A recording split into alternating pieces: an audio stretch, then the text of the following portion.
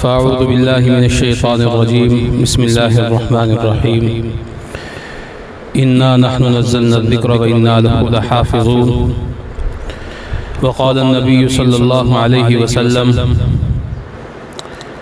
خیرکم من تعلم القرآن وعلمہ او کما قال صلی اللہ علیہ وسلم۔ اس موقع پر میں سب سے پہلے تو اس بچے کو، اس کے والدین کو، اس کے خاندان کے جتنے بھی افراد یہاں پر تشریف لائے، آپ سب حضرات ہمارے لیے قابل قدر، قابل تعظیم ہیں۔ اللہ رب العزت آپ سب کا آنا مبارک کرے، اور اس بچے نے جو قرآن مجید مکمل کیا تو اس کو اس پر بہت بہت مبارک ہو، اس کے والدین کو مبارک ہو، اس کے خاندان کے تمام افراد کو مبارک ہو۔ قرآن مجید اللہ رب العزت کی مقدس کتاب ہے، اس کے فضائل وغیرہ آپ حضرات وقتاً فوقتاً سنتے رہتے ہیں۔ اس سے زیادہ اس کے فضائل کیا ہوں گے کہ حدیث پاک میں آتا ہے، رسول اکرم صلی اللہ علیہ وسلم نے فرمایا کہ اللہ کے کلام کو تمام کلاموں پر اسی طرح ہی فضیلت حاصل ہے جیسے کہ خود اللہ رب العزت کو اپنی مخلوق پر برتری حاصل ہے۔ یعنی اللہ کو جو اپنی مخلوق پر برتری حاصل ہے، اب اس میں مخلوق میں اور اللہ میں تو کوئی جوڑ نہیں ہے۔ اللہ خالق ہے اور باقاعدہ سب تمام کائنات مخلوق ہے، تو اللہ جو مقام بلند رکھتے ہیں، فرمایا کہ اللہ کی کتاب کو بھی دنیا جہان کی تمام کتابوں پر، تمام کلاموں پر اسی طرح ہی فضیلت اور فوقیت حاصل ہے۔ اس لیے ایک حدیث میں رسول اکرم صلی اللہ علیہ وسلم نے فرمایا کہ جو شخص قرآن مجید کی مشغولیت کی وجہ سے قرآن کے پڑھانے میں اس قدر مشغول ہے کہ اس کو اللہ رب العزت سے دعائیں مانگنے کا موقع نہیں ملتا، اور لمبے چوڑے اللہ کا ذکر کا بھی وقت نہیں ملتا، قرآن کی مشغولیت اس کو اس سے ماننے رکھتی ہے، تو حدیث میں ہے کہ اللہ رب العزت نے فرمایا کہ پھر میں اس کو مانگنے والوں سے زیادہ عطا کرتا ہوں۔ یعنی ایک شخص مانگ رہا ہے، دعائیں مانگ رہا ہے، اور ایک شخص قرآن کی تلاوت میں لگا ہوا کہ وہ قرآن کو پڑھ رہا ہے، قرآن کو پڑھا رہا ہے۔ اب اس فضیلت کے اندر یہ بچے جو یہاں بیٹھے ہوئے ہیں اور حفظ پڑھانے والے اساتذہ کرام اس کے اندر پوری طریقے سے آ جاتے ہیں۔ یعنی اسے خود اندازہ کریں کہ ایک آدمی دعائیں مانگ رہا ہے اور ایک نہیں مانگ رہا، لیکن قرآن کی مشغولیت میں ہے، قرآن پڑھنے پڑھانے میں لگا ہوا ہے، تو اللہ رب العزت اس کو فرما رہے ہیں کہ میں مانگنے والوں سے زیادہ اس کو عطا کرتا ہوں۔ تو دعا ہے کہ اللہ رب العزت اس بچے کو، اس کے اساتذہ کرام کو، ہمیں آپ حضرات کو اس قرآن کے یاد کرنے پر جو جو فضائل رسول اکرم صلی اللہ علیہ وسلم نے بیان کیے ہیں، ان سب سے اللہ ہم سب کو مالا مال فرمائے، اور اس کو اپنے خاندان کے لیے، اپنے والدین کے لیے صدقہ جاریہ بنائے۔ اس موقع پر ایک دو باتیں عرض کرنی ہے۔ ہم جس مادیت کے دور سے گزر رہے ہیں، جس نفس نفسی کے دور سے گزر رہے ہیں، اس زمانے میں علم دین کی بالکل وقت گرتی جا رہی ہے، قرآن کی، دینی تعلیم کی معاشرے میں وقت بالکل گرتی جا رہی ہے، اس لیے کہ اس تعلیم پر دنیا میں بظاہر کوئی معقول نفع نظر نہیں آتا۔ قرآن پڑھا، کوئی معقول نوکری نہیں مل رہی، درس نظامی کیا، عالم بنا، کوئی معقول نوکری نہیں مل رہی، زیادہ سے زیادہ کسی مدرسے میں پڑھا لیا، کسی جگہ پر امام خطیب لگ گئے، 20,000 25,000، اس سے زیادہ نہیں۔ اس کے مقابلے میں جو دنیاوی تعلیم ہے اس پر جناب ابتدائی طور پر جو ہے 50,000 75,000 کمپنی والے اٹھا لیتے ہیں، فیکٹری والے اٹھا لیتے ہیں اور لے جاتے ہیں جناب،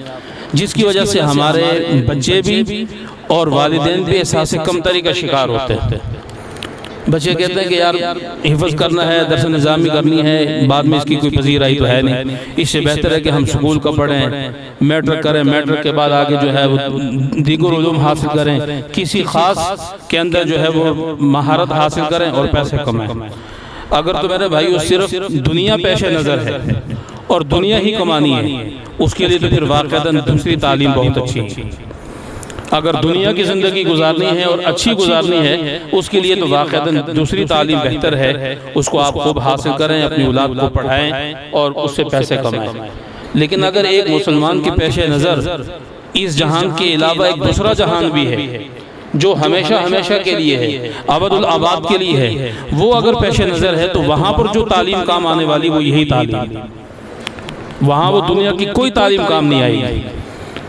اگر وہاں کام آئے گی تو یہ تعلیم کام آئے گی۔ ہمارے ایک بزرگ بیان کر رہے تھے، وہ کہنے کے کہ دیکھو مدارس میں اور کالج یونیورسٹیوں میں ان کی تعلیم اور نظام تعلیم میں کس قدر فرق ہے۔ انہوں نے کافی سارے فرق بیان کیے، ایک فرق انہوں نے بیان کیا، انہوں نے کہا پہلا فرق یہ ہے کہ مدرسے والے ساری تعلیم مفت دیتے ہیں، کالج والے پہلے دن سے پیسوں سے دیتے ہیں۔ یہ تو اب مدارس والوں نے تھوڑا بہت کام شروع کیا کہ تھوڑی داخلہ فیس رکھ لی ہو، کوئی جو ہمارے ہاں تو ماہانہ فیس بھی نہیں ہے، داخلے کے طور پر معمولی سی کاروائی کی جاتی ہے، ایک فارم ہے اور ایک چھوٹی سی کاپی ہے، معمولی سی۔ سکولوں میں دیکھیں آپ 5,000 10,000 داخلہ فیس ہے، پھر ماہانہ فیس ہے، پھر کتابیں اور کاپیاں اور پھر یونیفارم، کتنے ان کے خرچے بن جاتے ہیں۔ کھانا وہ نہیں دیتے، ناشتہ گھر سے کر کے جانا ہے، دوپہر کا ساتھ لے کے جانا ہے، شام کو گھر آ کے کھانا ہے۔ اس کے مقابلے میں آپ مدارس کے نظام کو دیکھیں، ٹھیک ہے کہ آپ کے بچے کے 3 وقت کا کھانا، ٹھیک ہے جی، اس کی تعلیم، اس کی رہائش، ہر چیز اس کو فری دیتے ہیں۔ ایک فرق تو یہ۔ دوسرا فرق فرمایا کہ وہ 14-15 سال لگا کر جو تعلیم دیتے ہیں، اس تعلیم کے دینے پر جب وہ بچہ فارغ ہو کر آتا ہے، اس کے استاد سے، پروفیسر سے پوچھو کہ جو آپ نے ہمارے بچے کو تعلیم دلوائی ہے کیا آپ اس کی گارنٹی دے سکتے ہیں؟ بچہ یونیورسٹی سے نکل رہا ہو، وہاں کا پروفیسر اس کو کہے کہ جی یہ بچہ جو کچھ آپ کے پاس پڑھ کے جا رہا ہے، کیا آپ گارنٹی دے سکتے ہیں کہ یہ کہیں نہ کہیں لگ جائے گا، دنیا میں نفع کمائے گا؟ تو پروفیسر صاحب بھی، اس کے بڑے استاد بھی گارنٹی دینے کے لیے تیار، دنیا میں دینے کے لیے تیار نہیں ہے۔ اس لیے آپ باہر جا کے دیکھیں، بہت سارے تعلیم یافتہ چہرے اسی طرح پھر رہے ہیں، بڑی بڑی ڈگریاں ان کے پاس ہیں، کوئی نوکری نہیں مل رہی، نہ سرکاری مل رہی نہ پرائیویٹ مل رہی۔ وہ استاد صاحب کہیں گے جی میرا کام پڑھانا تھا، میں نے بچے کو تعلیم دے دی، اس کو پڑھا دیا، آگے اس کے نصیب، اس کا مقدر، دنیا میں کہیں اچھی نوکری ملتی ہے یا نہیں ملتی، کہیں اس کو روزگار بہتر ملتا ہے یا نہیں ملتا، کوئی گارنٹی نہیں دیتی۔ فرمانے لگے اس کے مقابلے میں ایک ہمارا نظام تعلیم ہے، ہمارا نصاب تعلیم ہے جو رسول اللہ صلی اللہ علیہ وسلم سے جو ہے چلا اور صحابہ کرام سے ہوتا ہوا، تابعین سے ہوتا ہوا ہم تک پہنچا، فرمایا ہم اس کی گارنٹی دینے کے لیے تیار ہیں۔ مثال کے طور پر ہم نے اس بچے کو قرآن پڑھایا ہے، ٹھیک ہے جی، اب اس قرآن پر میں گارنٹی دے سکتا ہوں کہ اگر یہ قرآن بچہ پڑھتا ہے، اس کا ثواب یہ اپنے والدین کو پہنچانا چاہے، اپنے ان اعزا اقارب جو دنیا سے جا چکے، تو پہنچے گا کہ نہیں پہنچے گا؟ پہنچے۔ یہ میری بات تو نہیں ہے، رسول اللہ صلی اللہ علیہ وسلم کی بات، ٹھیک ہے جی۔ اسی طرح جو ہے اپنے خاندان کے افراد کو یہ پہنچائے گا، لیکن دنیاوی تعلیم پر یہ کوئی گارنٹی نہیں، وہ دنیا کی گارنٹی نہیں دے سکتے کہ جی بچہ اچھا پڑھ کر گیا ہے، ہم اس کو اچھی جو ہے وہ کہیں گے جو ہم نے تعلیم دے دی، یعنی خرچہ ہم سے ڈبل لیتے ہیں۔ اگر آپ بچے کی نرسری سے یا اس سے پچھلی جماعت سے اگر آپ حساب لگانا چاہیں تو جب بچہ جو ہے وہ کوئی ڈگری لے کر فارغ ہوتا ہے تو میرے خیال کے مطابق تقریباً 14-15 لاکھ 20 لاکھ تک اوسطاً اس کا خرچہ پہنچ جاتا ہوگا، اگر سارے خرچے کو شامل کر لیں، چھوڑ کر آنا، لے کر آنا، کھانا اور اس کے بستے اور کتابیں سارا ملائیں تو تقریباً 20 لاکھ روپے تک خرچہ ہو گیا، اور گارنٹی استاد 1 منٹ کی دینے کے لیے تیار نہیں، اور ہم یہاں پر گارنٹی دینے کے لیے تیار ہیں۔ یہ بچہ ابھی آیت الکرسی پڑھے، اس کا ثواب پہنچائے، سورہ یاسین کی تلاوت کرے، اس کا ثواب پہنچائے خاندان کو۔ اسی طرح جب آخرت کے اندر حدیث پاک میں آتا ہے، رسول اکرم صلی اللہ علیہ وسلم نے فرمایا کہ قیامت کا وہ منظر کہ جس وقت جو ہے نفس نفسی کا عالم ہوگا، ہر ایک اپنے اپنے اس میں فکر میں لگا ہوگا، اس موقع پر یہی حافظ قرآن بچہ کہ جس کی تعلیم کو ہم دنیا میں حقیر سمجھتے ہیں، کہتے ہیں کیا وہ حافظ صاحب بھی بنے نا جی، اسے حفظ ہی کیا نا جی، نعوذ باللہ من ذالک، اتنی عدم اہمیت دیتے ہیں۔ یہ تو ماشاءاللہ آپ حضرات نے بڑی اچھا کام کیا کہ جو ہے وہ تشریف لائے اور اس بچے کی حوصلہ افزائی کی، تو ورنہ عام طور پر قدر نہیں ہے لوگوں میں۔ تو اس موقع کو سوچیں جب وہ میدان محشر اور قیامت کا منظر، جب اللہ کی طرف سے یہ فیصلہ ہو جائے گا کہ خاندان کی یہ 10 افراد اپنی بدعمالیوں کی وجہ سے جہنم کے مستحق ہو گئے اور ان کو جہنم میں لے جائے جائے، اب فرشتوں کو پکڑ کر لے کے جا رہے ہیں، وہاں پر یہ چھوٹے چھوٹے بچے اس قرآن کی بدولت جو انہوں نے اللہ کے کلام کو اپنے سینے میں محفوظ کیا، یہ بارگاہ الہی میں سفارش کریں گے، اور ان کی سفارش پر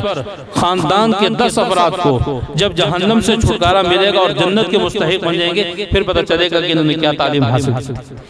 اللہ رب العزت فرمائیں گے کہ اس بچے کی سفارش پر ان 10 افراد کو جن پر جہنم واجب ہوگی جہنم سے چھوڑو اور ان کو جنت میں لے جاؤ۔ دنیا میں اگر دیکھو ہماری کوئی سفارش کر دے، دنیا میں بھی کیس بن جاتے ہیں۔ دنیا میں جو ہے وہ سب سے بڑی سزا جو ہے وہ سزائے عمر ہے، اور پھر اس کے بعد موت ہے۔ یہ دو عمر کی جو ہے ساری کی قید ہوگی یا پھر سزائے موت ہوگی۔ سزائے موت کسی کو ہوئی ہو اور کوئی صاحب ہماری سفارش کر دے اور اس کی سفارش سے وہ ہمارا بندہ سزائے موت سے بچ جائے، آپ خود بتائیں وہ جو بچے گا وہ کتنے وقت کے لیے بچے گا؟ کیا ہمیشہ ہمیشہ کے لیے بچے گا؟ وقتی طور پر بچ جائے گا؟ ممکن ہے آج اس کی سزائے موت تھی، آج آپ نے اس کی سفارش کر کے اس کو بچا لیا، کل کو باہر نکلے ہارٹ اٹیک ہو مر جائے، ایکسیڈنٹ ہو کے مر جائے، یا ویسے دشمن آ کے اس کو مار دے، تو کوئی گارنٹی۔ لیکن وقتی طور پر اگر کوئی بچا لے تو اس کے ہم اتنے احسان مند رہتے ہیں، اتنے احسان مند رہتے ہیں کہ اس نے ہمارے بندے کو سزائے موت سے بچا لیا سفارش کر کے۔ سارا خاندان اس کے سامنے جو ہے وہ جھکتا ہے اور اس کی عزت افزائی کرتا ہے، جبکہ ایک عارضی سزا ہے، اور وہ جہنم والی سزا پتہ نہیں کتنی دیر جہنم میں رہنا پڑے، لیکن اللہ رب العزت اپنے فضل سے اور اس حافظ قرآن کی برکت سے ان کو جہنم سے نکال کر جنت میں بھیج دیں گے۔ تو اس لیے میرے بھائیو، آپ ذرا سے یہ درخواست ہے کہ جہاں ہم اپنی اولاد کو دنیاوی تعلیم دلواتے ہیں ضرور دلوائیں، منع نہیں ہے، بلکہ اس زمانے میں تو ہم اس کو جو ہے وہ ہمارے وفاق المدارس اور ہمارے حضرات کہہ رہے ہیں کہ دنیا میں دنیاوی تعلیم بہت ضروری ہے، وہ ضرور سکھائی جائے بچوں کو، لیکن ایک مسلمان کے پیش نظر وہ 90 درجے پر ہو اور یہ دینی تعلیم اولن ہو۔ کہ اصل تو یہ ہے کہ ہم اپنی اولاد کو یہ سکھائیں گے۔ دیکھو نا، ہم دنیا کی اتنی تعلیم سکھا دیتے ہیں اور دینی تعلیم اتنی بھی نہیں ہوتی کہ والد کا جنازہ آگے پڑا ہوتا ہے اور بچوں کو یہ نہیں پتا کہ میں نے باپ کے جنازے میں پڑھنا کیا۔ اب کتنی افسوس والی بات ہے کہ جس والد نے اپنے بچے پر لاکھوں روپے لگا دیا، آج اس کی میت سامنے پڑی ہے اور اس پر بچوں کو یہی نہیں پتا کہ میں نے اپنے والد کے لیے پڑھنا کیا ہے۔ وہ اس موقع پر اپنے والد کو ایصال ثواب کے لیے، اس کو بخشوانے کے لیے بھی غیروں کا محتاج ہے۔ اور جو تکلیف ایک والد کو ہو سکتی ہے، یہ ایک بیٹے کو اپنے باپ کی ہو سکتی ہے، جو صدمہ وہ غیر کو تو نہیں ہو سکتا۔ میرے والد اگر فوت ہوئے ہیں تو ان کا صدمہ مجھے ہوگا، ان کو بخشوانے کے لیے جس تکلیف سے، جس درد سے، جتنی قلب کے ساتھ، اطمینان قلب کے ساتھ میں پڑھوں گا، ان کو بخشوں گا، دوسرا تو نہیں پڑھ سکتا۔ دوسرے کو میں کہوں گا جی میرے والد صاحب فوت ہو گئے، آپ کچھ پڑھ دیں، کہیں گے جی ٹھیک ہے جی ہم پڑھ دیں گے، لیکن میں اگر خود پڑھا ہوا ہوں اور میں اس کو بخشوں گا تو میں اطمینان سے پڑھوں۔ تو اس لیے ہم سب ساتھی جتنے یہاں تشریف فرما ہیں یہ عزم کریں کہ جہاں ہم اپنی اولاد کو دنیاوی تعلیم دلوائیں گے، اس کے ساتھ ساتھ دینی تعلیم دلوائیں گے، اس کے ساتھ دنیاوی تعلیم ضرور دلوائیں گے۔ اس لیے دیکھو میں نے ایک حدیث پڑھی، حضور صلی اللہ علیہ وسلم فرمایا خیرکم من تعلم القرآن وعلمہ، تم میں سے بہترین وہ ہے جو قرآن سیکھے اور قرآن سکھائے۔ اور ایک دوسری حدیث میں فرمایا اشراف امتی حملت القرآن،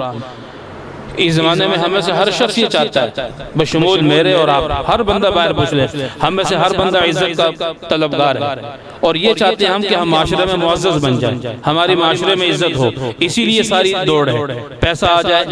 بینک بیلنس ہو جائے، کار کوٹھی ہو جائے، کوئی عہدہ ہو جائے، یہ سب چیزیں کس لیے ہو رہی ہیں؟ اسی لیے کہ ہمارے معاشرے میں ایک عزت ہو۔ یہ عزت کے لیے ہم بھاگ رہے ہیں، دوڑ رہے ہیں۔ کھاتا انسان کتنا ہے؟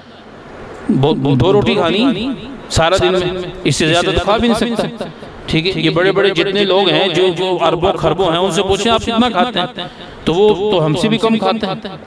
ایک بہت بڑے پاکستان کے جو ہے وہ سیاسی لیڈر ہیں، نام ان کا نہیں لیتے، ان کے بارے میں ایک صاحب بتا رہے تھے کہ ہم ان کے مہمان بنے تو انہوں نے ہمارے لیے کھانے میں بہت انتظام کیا، کئی قسم کے جو ہے وہ سالن آئے اور بکرے آئے اور جناب ہرن کا گوشت آیا اور پرندوں کا گوشت آیا، بہت کچھ آیا۔ لیکن جب ان صاحب کا اپنا کھانا آیا تو سفید چاول اور بھنڈی، سفید چاول، ٹھیک ہے جی، ابلے ہوئے چاول اور بھنڈی، کہنے کہ جی بس، یعنی ان کے پاس اربوں سے زیادہ دولت ہے، خود ان کو نہیں پتا کہ میرے پاس کتنی دولت ہے، لیکن کھانا کیا انہوں نے؟ سفید چاول، اس کے علاوہ کھا ہی نہیں سکتے۔ تو یہ جتنی بھی دوڑ ہے یہ کھانے کے لیے نہیں، صرف عزت کے لیے۔ ہم چاہتے ہیں کہ معاشرے میں معزز ہو جائے، اور رسول اللہ صلی اللہ علیہ وسلم فرما رہے ہیں کہ میری امت کے معزز ترین لوگ وہ ہیں جو حاملین قرآن، قرآن کے پڑھنے والے، قرآن کو یاد کرنے والے، قرآن وہ حاملین قرآن وہ معزز ہیں۔ تو اگر ہم یہ چاہتے ہیں کہ ہم اس دنیا میں بھی معزز رہیں، آخرت میں بھی معزز، تو اس کے لیے اپنی اولاد کو ہم یہ دین سکھائیں، دینی تعلیم سکھائیں۔ تو اس لیے تشریف لائیں آپ، نہیں آپ